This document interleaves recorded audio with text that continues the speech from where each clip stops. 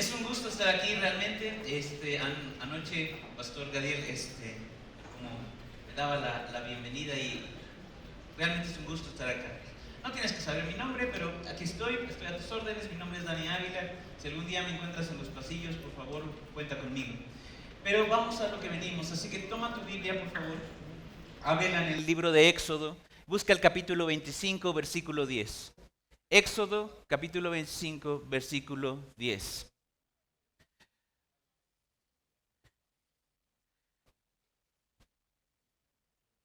Cuando estés ahí, por favor, como una reverencia, vamos a ponernos de pie y vamos a leerlo intercaladamente. Tu servidor va a leer el versículo 10, ustedes unánimes van a leer el versículo 11 y todos juntos nos vamos a encontrar en el versículo 22. Éxodo capítulo 25, versículo 10 en adelante. La palabra de Dios dice así: harán también un arca de madera de acacia. Su longitud será de 2.5 codos, 1.12 metros, su anchura 1.5 codos, 68 centímetros, y su altura 1.5 codos, 68 centímetros.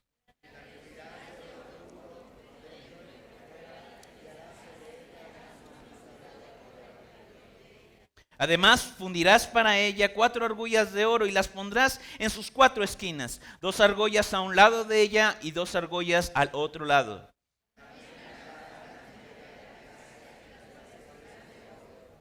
Meterás las varas por las argollas a los lados del arca para llevar el arca con ellas.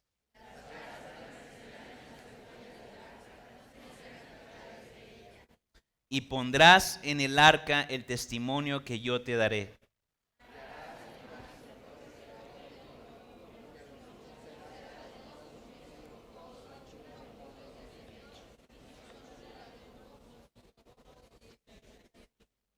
Harás también 2 querubines de oro, los harás de oro labrado a martillo en los 2 extremos del propiciatorio.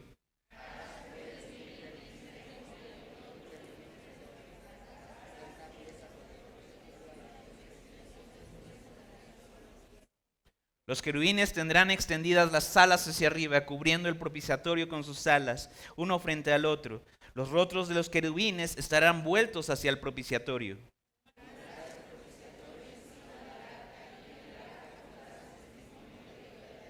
Juntos, allí me encontraré contigo, y de sobre el propiciatorio, de entre los 2 querubines que están sobre el arca del testimonio, te hablaré acerca de todo lo que he de darte por mandamiento para los israelitas.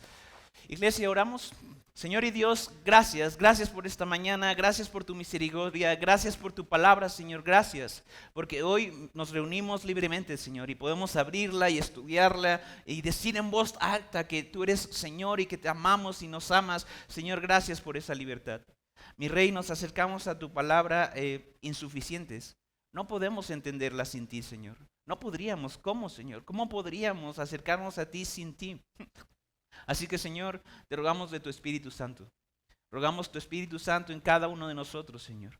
Porque hemos de querer inquirir, Señor, en tu palabra. Y queremos, Señor, salir de aquí diferentes. Así que, Señor, te ruego tu Espíritu Santo en cada uno de nosotros. Todos nosotros necesitamos aprender de ti. Humillarnos delante de ti, Señor, y ser asombrados por tu gloria. Ser asombrados por quién eres. Señor, quítame de en medio, Señor, y ayúdanos a estar enfocados en ti esta mañana. En tu precioso nombre, Señor Jesús, tu iglesia dice amén y amén. Puedes tomar tu lugar.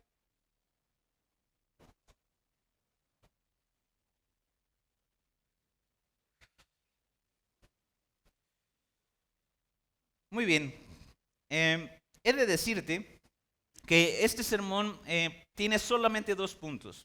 2 puntos principales. Si tú estás acostumbrado a tomar notas, solamente veremos esta mañana 2 puntos. El primer punto de ellos tiene por título o por nombre entre la ley y el Dios de la ley. Es importantísimo este punto. Así se va a llamar, entre la ley y el Dios de la ley. El segundo punto de esta mañana es ahí me encontré con Jesús. Así que vamos a empezar. Familia, ¿qué está ocurriendo acá? ¿Qué está ocurriendo en capítulo 25 de Éxodo?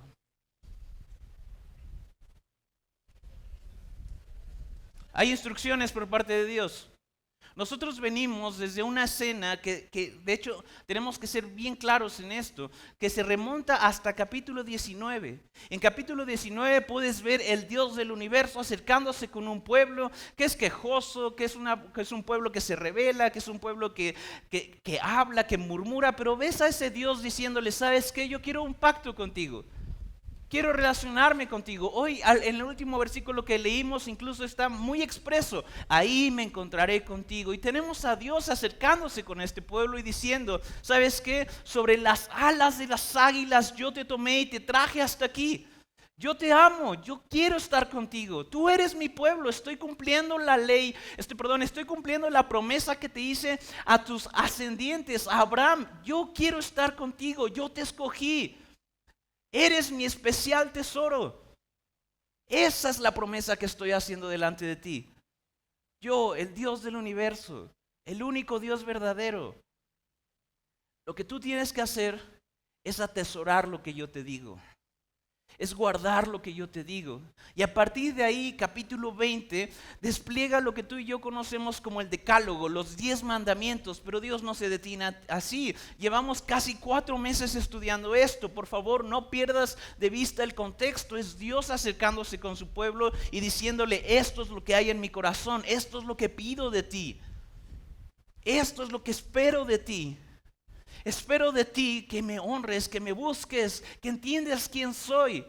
Espero de ti que cada semana detengas tu labor un día y busques mi rostro. Espero de ti que sea tu mayor tesoro, de manera tal que no haya otros ídolos en tu casa, en tu mente, en tu corazón. Espero de ti que ames a tu prójimo. No le arrebates su vida con una daga, con tus manos, incluso no le arrebates su vida con tu boca, no hables mal de tu prójimo, no levantes falso testimonio en contra de él, no desees lo que es suyo. Eso es lo que espero de ti, Israel. Y empieza a explicar cada una de las instrucciones que hemos visto, insisto, por más de 4 meses solamente en este bloque de Éxodo. Y vemos cómo hay instrucciones bastante específicas que tienen como intención guardar la vida de los otros. Y Dios le dice a este pueblo, esto es lo que hay en mi corazón para ti. No olvides esto. La ley no es solamente una serie de reglas. Todo lo que está diciendo Dios está constituyendo el ADN de un pueblo que se ha de levantar, se ha de presentar delante de las otras naciones, de los otros pueblos y decir, yo conozco al Dios verdadero. Yo sé cómo relacionarme con Él. Yo sé lo que Él pide. Yo sé lo que Él está en su corazón. Soy su especial tesoro. Soy su pueblo. Eso es lo que está ocurriendo. El Antiguo Testamento es fascinante. Es Dios una y otra vez acercándose a la humanidad. Él tomando la iniciativa, Él hablando, Él diciendo, Él poniéndose, ¿sabes? Disponiéndose para el pueblo. Y entonces Dios manda a llamar a Moisés. Y hace 3, 4 semanas vimos el apretón de manos. Espero que te acuerdes de esa escena en donde Moisés una vez recopila otra vez todo, el decálogo y los mandamientos posteriores. A eso le vamos a llamar el libro del pacto. Y el pueblo de Dios en 2 ocasiones dice a unánimes, a una sola voz, lo que Dios ha dicho, eso haremos. ¿Te acuerdas de esa porción, de esa predicación? En ese momento se estaban dando el apretón de manos. En ese momento estaban cerrando el pacto. Y después de ese momento, Dios se presenta en toda su gloria en este monte. Hay truenos, hay relámpagos, hay una nube densa. Y le dice Moisés, ven. Y empieza a darle instrucciones de la creación de algo que tú y yo vamos a conocer como el tabernáculo. Ahí donde Dios se encontraría con su pueblo. Esta famosísima tienda de reunión. Y en esta porción estamos hablando de las instrucciones de la construcción del elemento más importante de todo ese tabernáculo, el arca del pacto. El arca, una cajita, un cofre, que sería conocida como el arca del testimonio, el arca del pacto, el trono de Dios, incluso en otras porciones como Salmos. Es importantísima esta porción.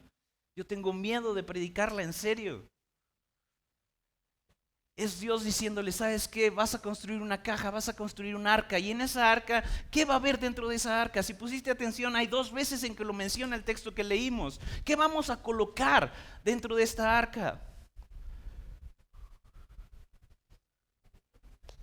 El testimonio que yo te daré.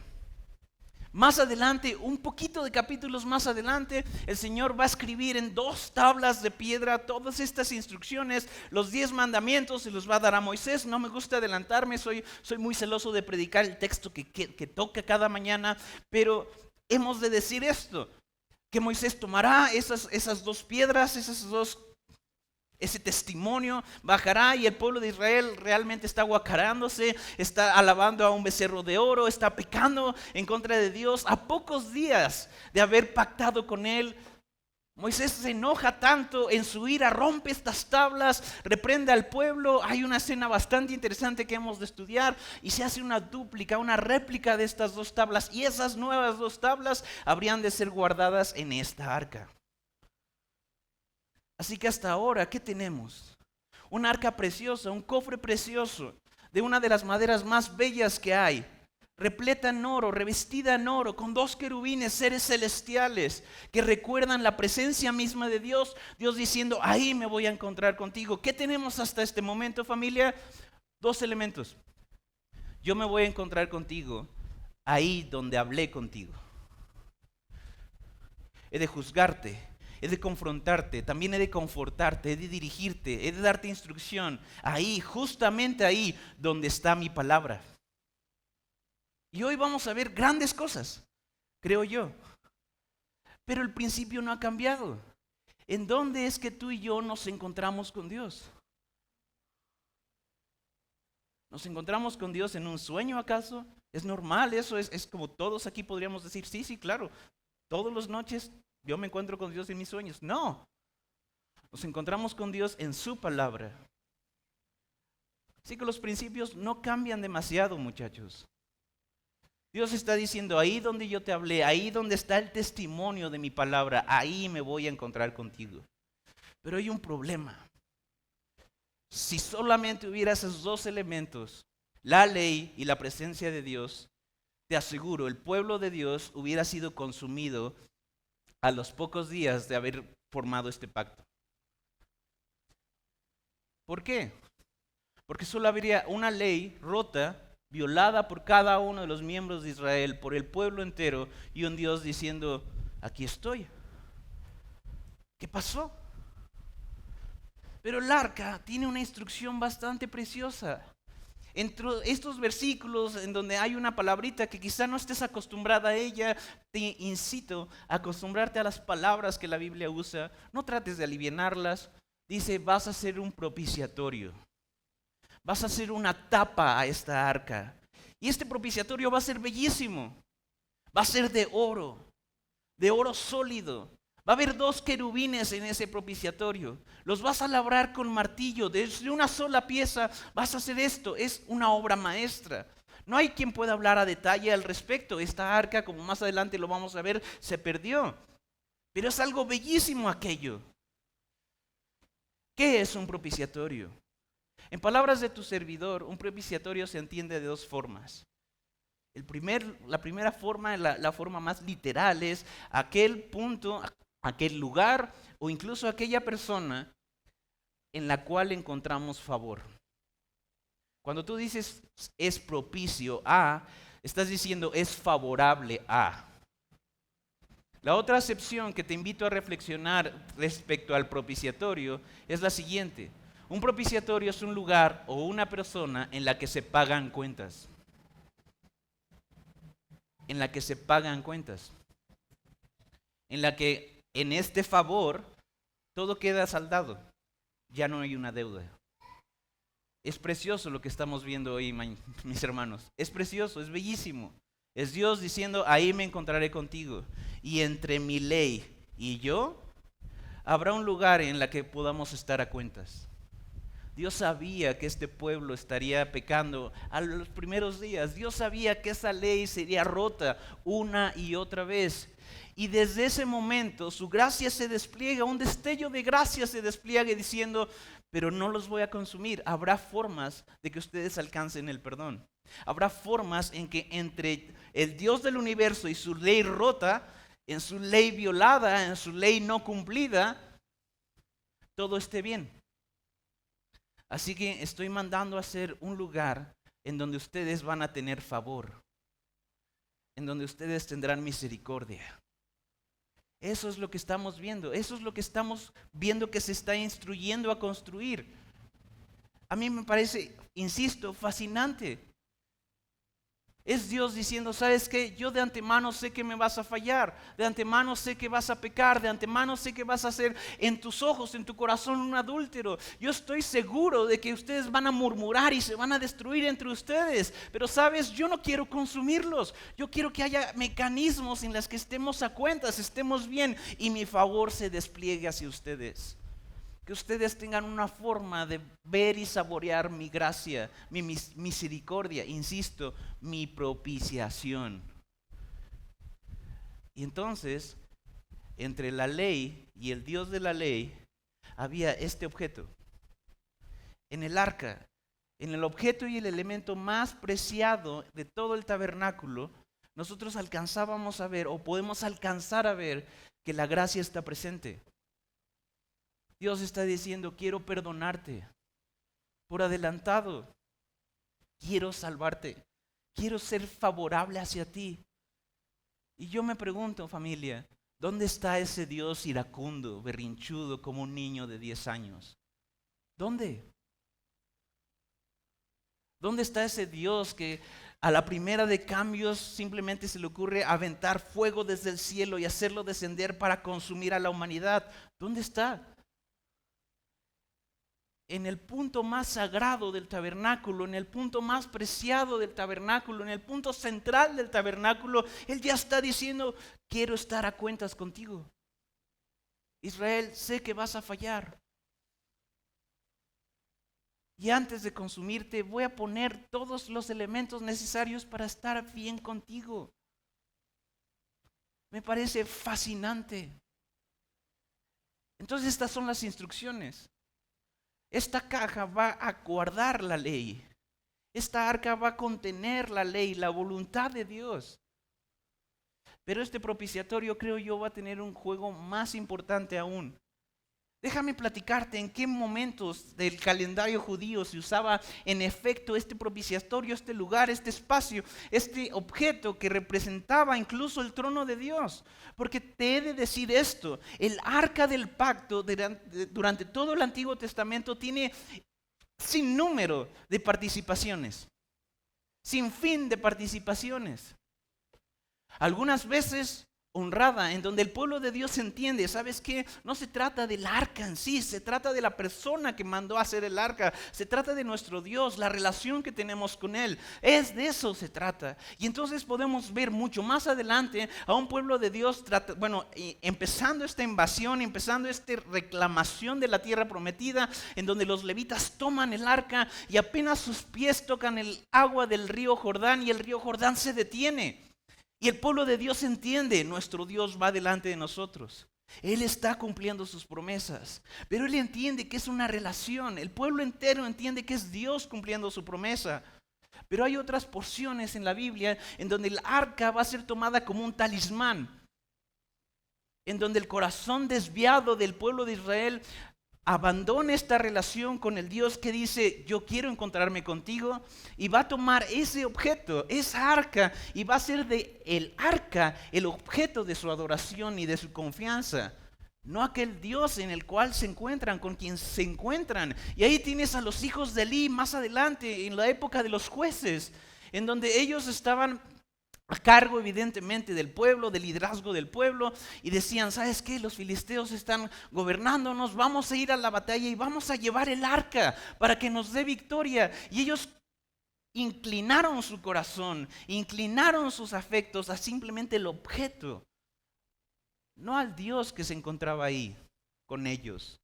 No no como un punto de encuentro, sino lo hacían un ídolo mismo. Así que, ¿qué tenemos? Que el arca, insisto, es importantísima, pero a veces se tomaba por parte del pueblo de Israel de una forma pésima, de otras veces de una forma adecuada, porque la promesa de Dios seguía ahí. Ahí donde está mi palabra, ahí me encontraré contigo. Entonces, en el calendario judío tenemos un día precioso en donde esta arca tiene un papel fundamental. A lo mejor tú lo has escuchado, ese día se llama el día de la expiación. Una vez al año, ahí por octubre.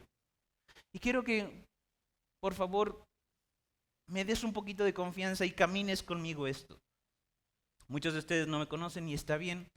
Pero por favor, dame tu voto de confianza en esto. E imagina conmigo lo siguiente. Tienes a un pueblo ya establecido en la tierra prometida de millones de personas y cada una de ellas tan perversa como la que sigue.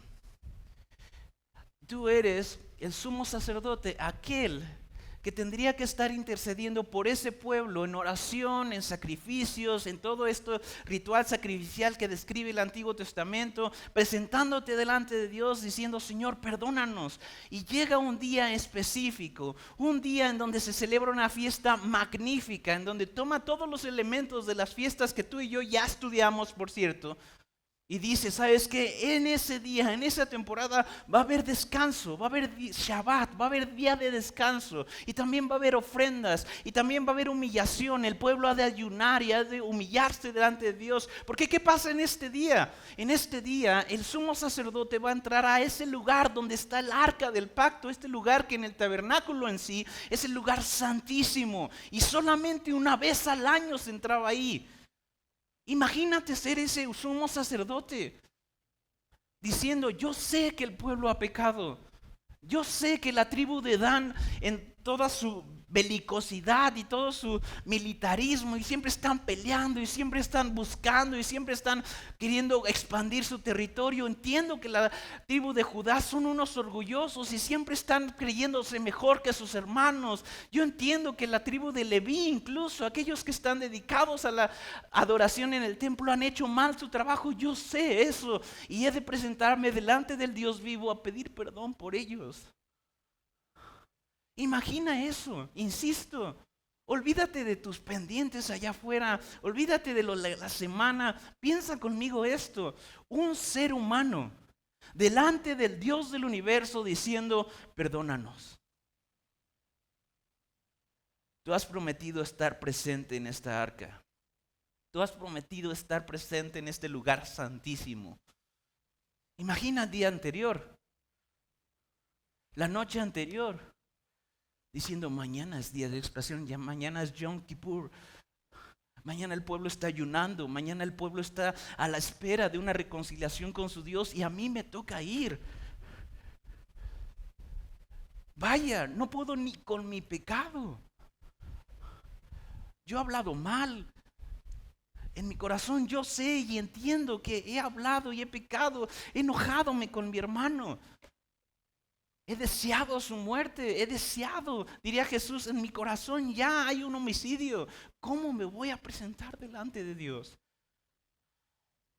Y las horas pasan, el sol empieza a salir y el sumo sacerdote sabe lo que tiene que hacer. Hay toda una serie de pasos.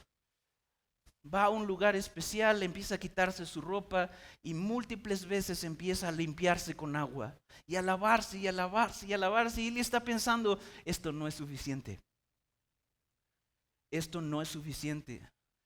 Ríos y ríos de agua no serían suficientes para lavar mi pecado. Y entonces toma las vestiduras sacerdotales para aquel día, en donde no hay ningún otro adorno más que la blancura de un lino fino. Y empieza a vestirse con esas vestiduras. Y él sabe, estas vestiduras no representan lo que somos. Estas vestiduras blanquísimas no tendría que estar portándolas yo. Llega al tabernáculo, están todos los demás sacerdotes.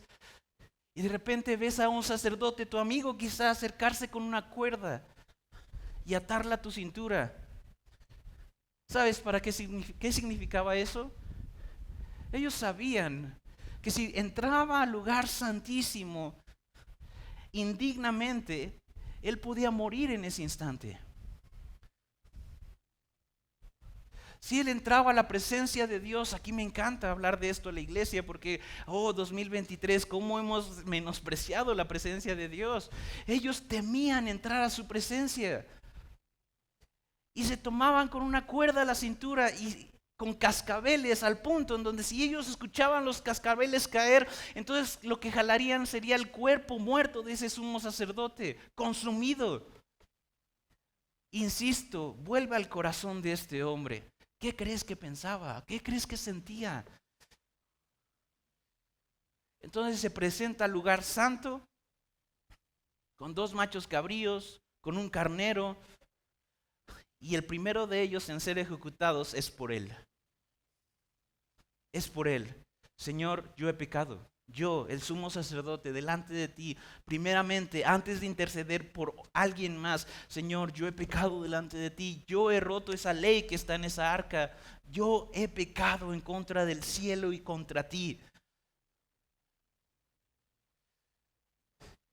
Entonces, tomaría un segundo carnero, un segundo macho cabrío, y lo ejecutaría en pro de la salvación, en pro del perdón del pecado del pueblo. Y él sabía, él entendía, este animal inocente está pagando por el pecado de un pueblo entero. Su sangre está siendo derramada por el pecado de todo un pueblo. Y al tomar esa sangre, el punto culmen de esa ceremonia empezaba. Porque tomaba de esa sangre y cruzaba el velo que separaba el lugar santo del lugar santísimo. Y temblando, yo me lo imagino completamente. Muchachos, no quiero deshonrarte, no quiero insultarte. Por favor, toma esto de la mejor forma. Pero muchos de ustedes no se atreverían a estar en este púlpito hablando. Cada vez que nosotros nos paramos aquí, clamamos y oramos y nos tiemblan las rodillas. Imagínate ese momento. Imagina por un instante ese momento al cruzar el velo, al presentar el incienso y en el propiciatorio rociar la sangre inocente. Con oraciones clamando, Señor, perdona a tu pueblo. Perdona la arrogancia de mi hermano. Señor, perdona la murmuración de mi hermana. Señor, perdónanos porque tu pueblo ha pecado en contra de ti. Hay adúlteros entre nosotros, Señor, entre nosotros enteros. El sacerdote no se le ocurría decir, ellos han pecado. No, nosotros hemos pecado. Señor, hay homicidio. Señor, hay mentiras. Señor, hay robo, hay hurto. Señor, perdónanos. Y la presencia de Dios en ese momento se hacía presente. Entonces el sumo sacerdote salía de ese lugar y regresaba con el pueblo, y al verlo el pueblo entonces empezaba a alabar a Dios. Y todo esto planeado por Dios mucho antes, al decirle a Moisés, Moisés, harás un arca. Y en esa arca pondrás un propiciatorio. Porque entre mi ley rota y yo habrá de haber sangre inocente. ¿Alcanzas a ver la belleza de eso? Seguimos con esto. Muchachos, toma nota de esto. El arca no es lo importante. Cada elemento en el Antiguo Testamento es un tipo, es una sombra de lo que vendría a ser nuestro Señor Jesús. Tan no es importante que con el tiempo el pueblo de Israel quebrantaría una y otra vez la ley de Dios. Se harían cada vez más insensibles a ella, levantarían su puño al punto en donde en este mismo santo templo pondrían ídolos de aceras y baales. Y el liderazgo del pueblo estaría perdido y los reyes ya no entenderían de la ley. En Deuteronomio cada rey tiene una instrucción de replicar la ley y repasarla y de hecho transcribirla y hacer una copia para ellos mismos. Habrá un punto en donde los reyes dejaron de hacer eso. Los reyes se preguntaban, ¿y qué dice Dios? Y sus consejeros más sabios, más viejos, no contestaban. En ese tiempo en los profetas teníamos hombres clamando y diciendo: pueblo, regresen de sus malos caminos, volteen a Dios. Y los reyes no lo hicieron. Imagínate si en el liderazgo había eso, ¿cómo estaba el pueblo? Y en esos días vino el quebrantamiento. El reino del norte cae ante Babilonia, el reino del sur es asediado, es totalmente destruido, cae también y el templo es saqueado. Y a partir de ese momento no hay registro histórico de lo que pasa con el arca del pacto. Así que, insisto, el arca no es lo importante. Porque yo te pregunto a ti, a lo mejor tienes un día de cristiano, pero ¿sabes cómo contestar esto? ¿Dios abandonó a su pueblo? ¿Dios dejó de buscar a su pueblo? No, porque habría de venir un mejor propiciatorio. Habría de venir alguien que cumpliera esa ley. Habría de venir alguien que sería la sustancia de aquella sombra que el tabernáculo entero era. Habría de venir el Señor Jesús. Y en una época en donde los sacerdotes y lo mejor, la élite de la religión, hacían de la ley una mofa, erosionada, seca, el Señor Jesús se levantaría a decir: bienaventurados los que lloran,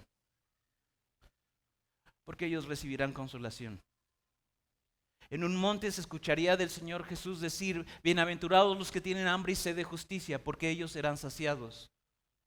Bienaventurados cuando los persigan en mi nombre, porque así hicieron con sus antecesores los profetas. Se levantaría, hablaría cosas espléndidas como: bendice a quien te maldice, perdónalo, ora por él. A sus enemigos, ámenlos. Y entonces Jesús, el cumplimiento de la ley, vendría a explicar el corazón de la ley. Porque un muy buen día alguien le preguntaría: maestro bueno, ¿cuál es el más grande mandamiento? Y el Señor Jesús contestaría: ama a Dios. Ama al Señor tu Dios con todo tu corazón, con toda tu fuerza, con toda tu mente, con todo lo que eres, ámalo. Y el segundo es similar a este: ama a tu prójimo como a ti mismo. Si tú pudieras concentrar lo que había en esa caja, en esa arca, serían estos dos mandamientos. Si tú quisieras entender lo que contenía aquella arca, serían estos dos mandamientos. El resumen de toda la ley e incluso sus profetas es este. Y este mismo Señor Jesús fue a una cruz a derramar sangre.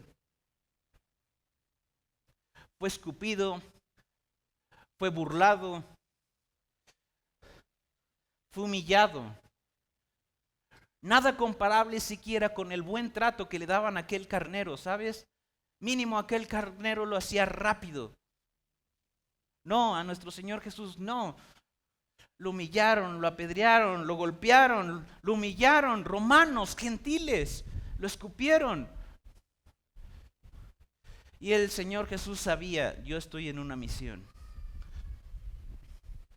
Yo estoy por cumplir aquello que aquella tapa, aquella forma de oro con querubines y preciosa sería mi sombra, o fue mi sombra, porque yo estoy cumpliendo eso. Yo estoy a punto de sacrificarme para ganar el favor de un pueblo. Y no solamente de los judíos, sino de todas las naciones. Él sabía lo que estaba haciendo. Y después de que su espalda fuese destruida, fue adherida con clavos a una cruz astillosa. A una cruz que una y otra vez había sido usado con asesinos y ladrones, criminales. Y fue alzado. Y en ese momento, una vez más, hubo alguien entre la ley y el Dios de la ley.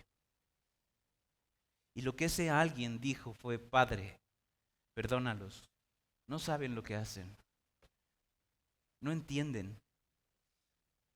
Y aquí déjame humillarte un poco, déjanos humillarnos un poco. No entienden, no saben, no comprenden la profundidad de su pecado, no alcanzan a entender que aquella mentira no es solo una mentira, No alcanzan a entender que esos 5 minutos de placer no son solo 5 minutos de placer, son una ofensa a tu gloria. Señor, perdónalos, no saben lo que están haciendo. Él no estaba diciendo esto solamente por los romanos o los judíos que se burlaban de él. Y en esa escena tú puedes ver a aquellos maestros de la ley burlarse de su Señor, burlarse de aquel que estaba propiciando sus pecados y decir: hey, bájate. Si realmente eres el Cristo, baja y te vamos a creer. Imagina eso. Aquellos que habían dedicado su vida entera a estudiar la ley no habían entendido que la ley hablaba y apuntaba a un Salvador. Tú no puedes solo. Todo el tabernáculo apuntaba a que el pueblo no podía cumplir el pacto. Habría necesidad de alguien que sí, y lo estaban crucificando. Y entonces un ladrón al lado de Jesús le dice: hey, bájanos. Bájanos. Él se agregó a la fórmula. Si realmente eres el Cristo, bájanos. Y se burlaba de él de la misma manera que los fariseos y los romanos. Y el otro ladrón tiene uno de los diálogos más bellos en toda la Biblia. Y le dice: hey, cállate. ¿No entiendes? Estando en la misma condenación que Dios, ¿no lo respetas? ¿No te arrepientes? Y este ladrón, este homicida de hecho, se voltea con el Señor Jesús y le dice: Señor, cuando vengas en tu reino, acuérdate de mí. ¿Qué contesta el Señor Jesús? De cierto te digo que hoy estarás conmigo en el paraíso. Señores, hermanas, eso es favor. Eso es propiciación. Eso es ser favorable a un pecador por mera fe. Este pecador no cumplió la ley. Al contrario, la rompió una y otra y de 1000 maneras. Hay registros que nos apuntan que estos dos ladrones estuvieron en la misma banda que Barrabás. Eran homicidas. Reclamaron la vida de alguien más. Había sangre en sus manos. Y el Rey del universo clavado en esa cruz dijo: estarás conmigo, porque me creíste. Así que ¿recuerdas estos serafines que estaban representados en el arca, en este propiciatorio?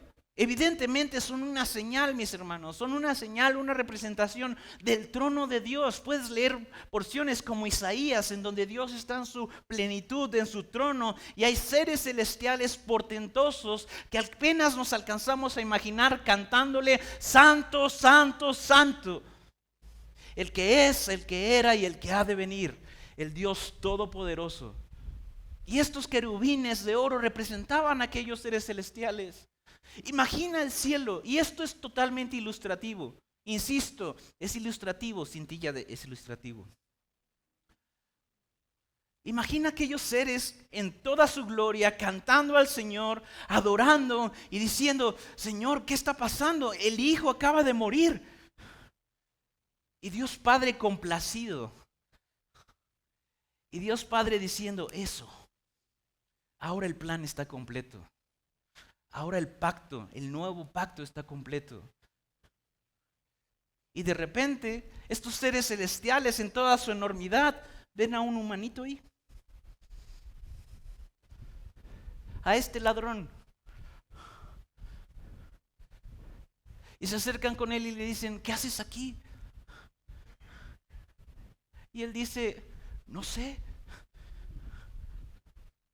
Oye, dame un segundo. Y viene un querubín más grande. Y dice: oh, un humano. Oye, déjame preguntarte, ¿por qué estás aquí? Y este humano cada vez más chiquito diciendo: no lo sé. No lo sé. Y este ángel, este querubín preguntando: ok, bueno, debe de haber una razón.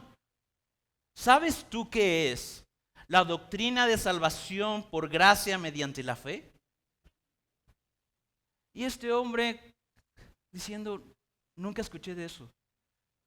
Bueno, seguramente has plantado 100 iglesias.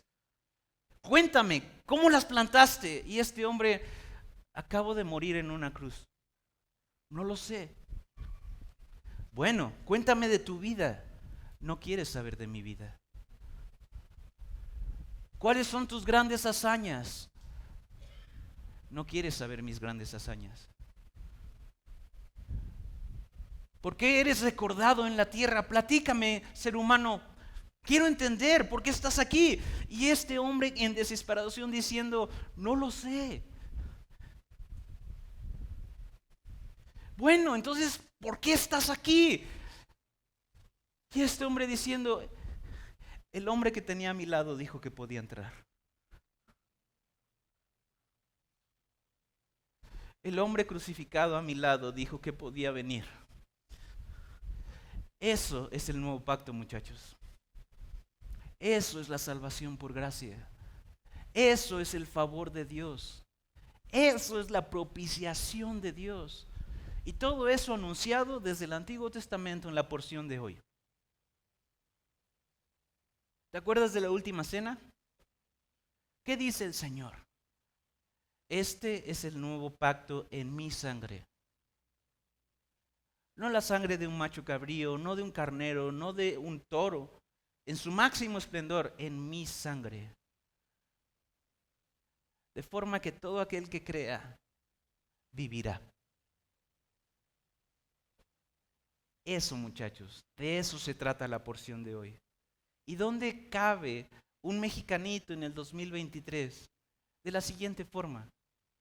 Quiero preguntarte, ¿dónde basas el favor de Dios a tu vida? La propiciación de Dios, ya insisto en este concepto, ser favorable. ¿Dónde está? Y por favor, no contestes tan rápido. Gracias a Dios que te dio una privacidad ahí en tu conciencia y puedes platicar conmigo desde ahí. ¿Por qué eres cristiano? ¿Por qué? Cuando tú te levantas en la mañana y piensas en las maravillas de Dios, piensas en la palabra de Dios, quizá piensas en su amor, lo primero que salga a tu mente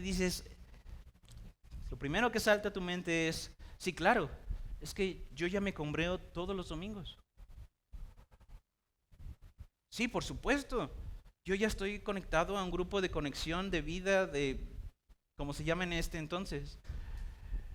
Sí, claro, yo ya me codeo con Pastor Gadiel. Sí, yo una vez fui a la casa de Pastor Quique. Familia, ¿dónde está fundada tu fe?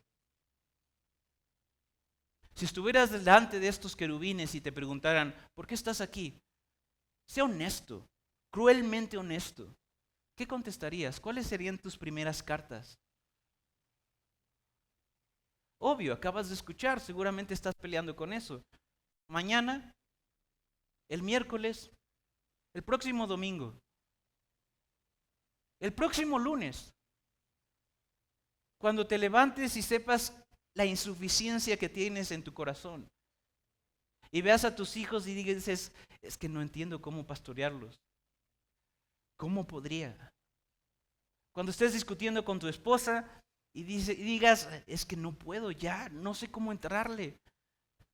Y vayas a tu cuarto desesperado, angustiado y estés a punto de prender tu PlayStation, a prender la tele, a punto de abrir TikTok, Instagram, lo que sea.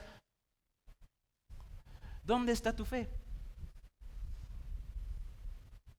¿Dónde apoyas el favor de Dios a tu vida?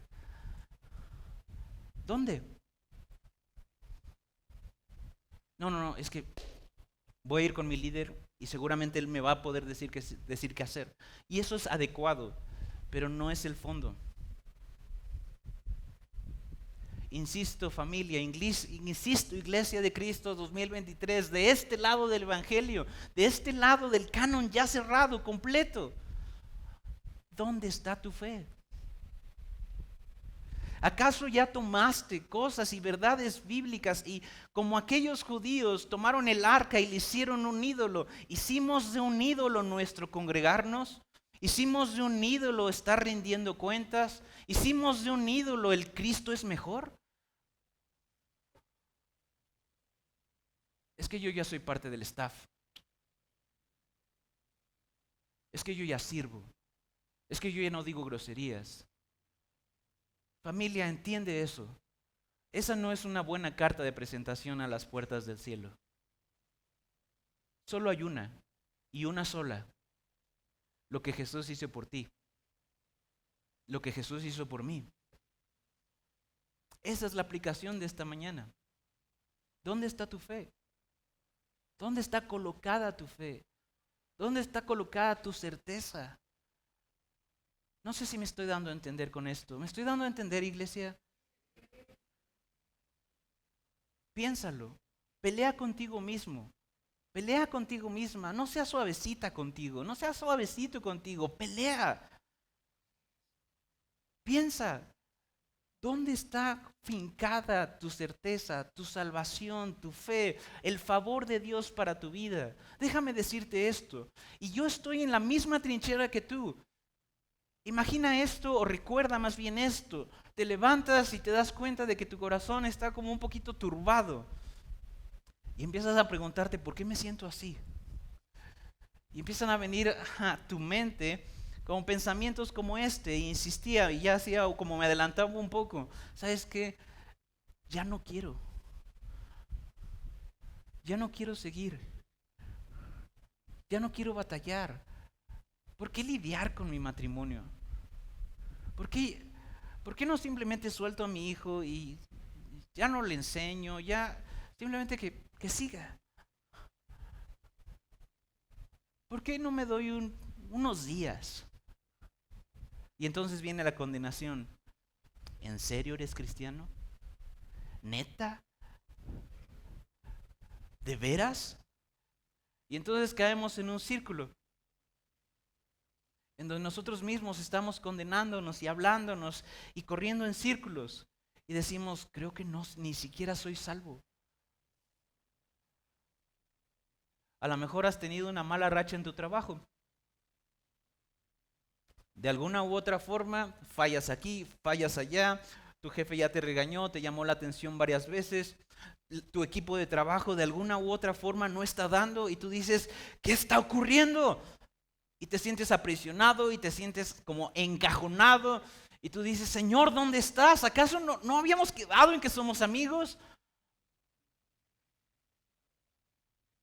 O de repente te cachas una vez más en ese pecado que sigues batallando.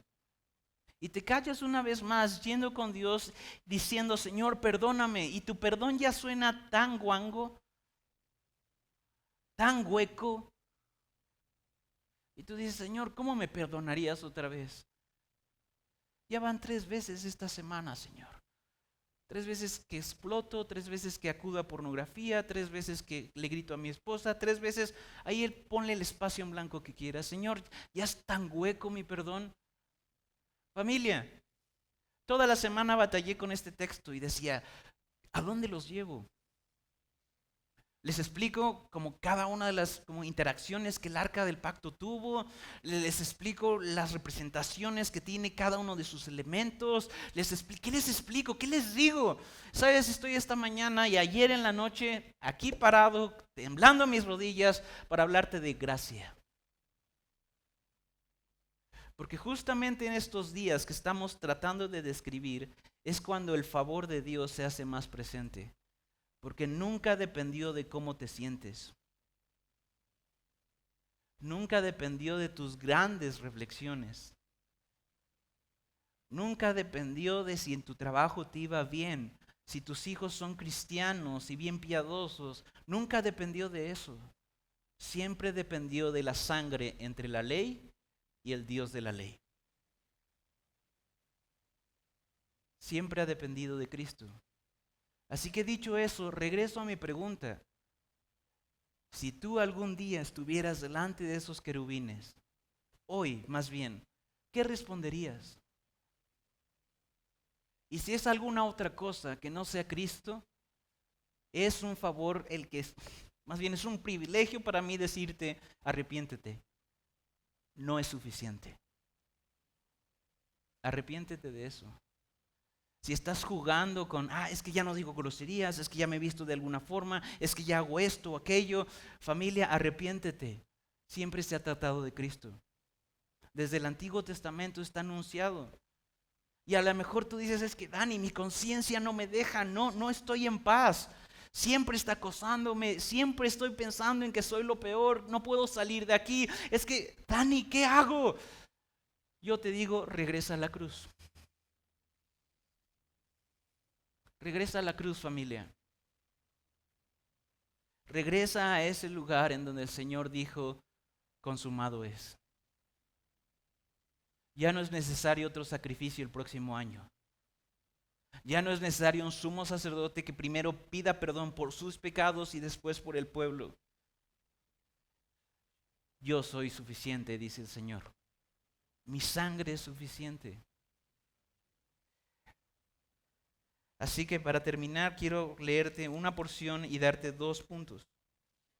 Esa porción está en Hebreos 9, 11 al 13 y dice así: pero cuando Cristo apareció como sumo sacerdote de los bienes futuros, a través de un mayor y más perfecto tabernáculo, el mismo, no hecho con manos, es decir, no de esta creación, entró al lugar santísimo una vez y para siempre.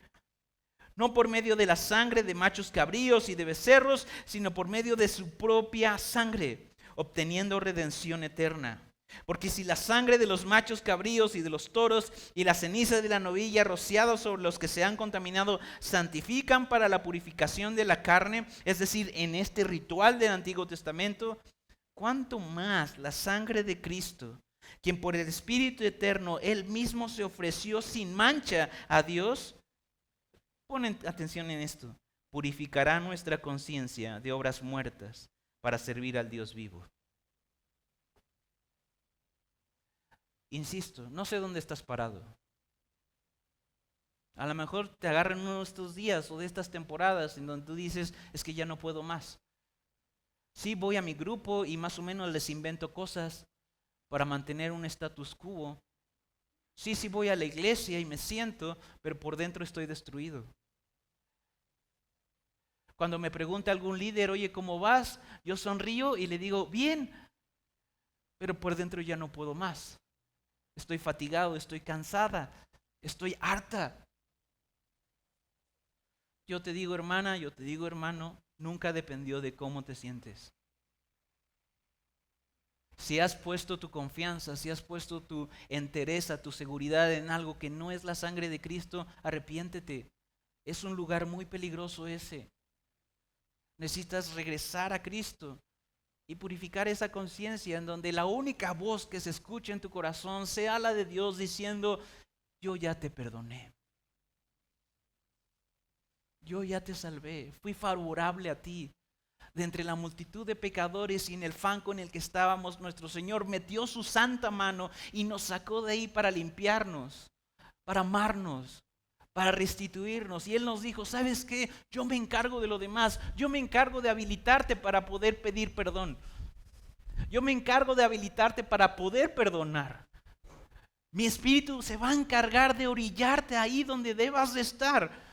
Pero recuerda esto, depende de mi promesa, depende de mi pacto, no de ti.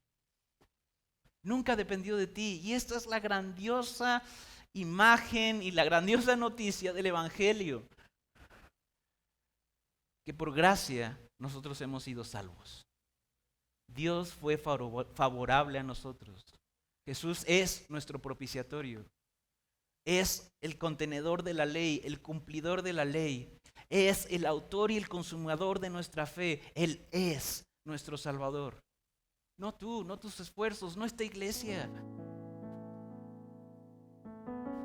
Así que familia, ¿por qué no oramos? ¿Por qué no te pones a cuentas con Dios? Quizá tengas que resolver esto con Dios. Y mira, no voy a pedirte levanta la mano o di algo, párate. No voy a pedirte esto. Si tú eres un hijo de Cristo, un redimido por Cristo, un hijo de Dios, resuelve esto con Él hoy. Pide perdón si has puesto tu confianza en tu modo de vestir, si has puesto tu confianza en los conectes que tienes, si has puesto tu confianza en alguna otra cosa que no sea Cristo, arrepiéntete. Y si hay alguien en esta hora que no es hijo de Dios, que no tiene una relación real con Él, o piensa tener una relación con Él basada en sus obras y su servicio, en lo que hace, hijo, hija, ven a la cruz. No te va a alcanzar. Tu esfuerzo, tu mente, tu reflexión, tus sentimientos no te van a alcanzar. Cristo sí. Y ahí sí, para ti sí hay una invitación. Ríndete. Ya basta de correr en círculos. Ya basta. Ya basta de pensar que puedes solo, que puedes sola. Dios sí quiere darte favor. Dios hizo todo esto para darte favor. Y no pide de ti que vayas y plantes iglesias. No pide de ti que vayas y te aprendas la alta teología. Lo único que te dice es, créeme. Ese es el gran desafío. Créeme. Señor y Dios, aquí está tu iglesia. Aquí estamos, Señor, tan necesitados de ti como el primer día. Perdónanos, Señor. Perdónanos porque algún punto del camino, Señor, se nos olvidó de que dependía de ti y empezamos, Señor, a confiar en nuestras palabras, confiar en nuestro servicio, confiar en nuestros hermanos, confiar en alguien que no eres tú. Perdónanos. Perdona a tu iglesia, Señor, porque hicimos lo que aquel pueblo hizo con el arca, Señor. E hicimos de lo sacro un ídolo. Perdónanos por eso, Señor. Regrésanos a tu cruz. Señor, si hay alguien aquí, Señor, que no está a cuentas contigo, te ruego que tu Espíritu Santo lo sacuda y que toque a su puerta una vez más y diga, yo quiero salvarte, quiero encontrarme contigo, quiero limpiarte, quiero acallar esa voz de tu conciencia y darte paz. Sí quiero perdonar tu pecado, sí quiero perdonar tus transgresiones. Por eso fue una cruz. Así que, Señor, si hay alguien acá, Señor, te ruego que lo alcances. Y si tú estás escuchando esto, tú, por favor, en nombre de Dios te lo ruego, reconcíliate con Dios. Si es así, por favor, tú sí, levanta la mano. Si hay alguien acá que necesita reconciliarse con Dios y reconocer, ¿sabes qué? Yo me he relacionado con Dios en base a mi esfuerzo, en base a mi capacidad, en base a mi religión. Levanta la mano. Queremos orar contigo, orar por ti. Y si hay alguien ahí cerquita que está levantando tu mano, por favor, abrázalo y ora con él. La gracia es tan maravillosa, la gracia es tan vasta. Familia, el Señor sabía que no podíamos desde el principio y desde el principio dispuso a Cristo. Así que insisto, iglesia, si hay alguien ahí cerquita que está levantando la mano, abrázalo, abrázala. Y todos los demás, renovemos ese pacto con nuestro Señor, en donde nunca se trató de nosotros, siempre se trató de Él. Y cuando estés listo, adora con nosotros.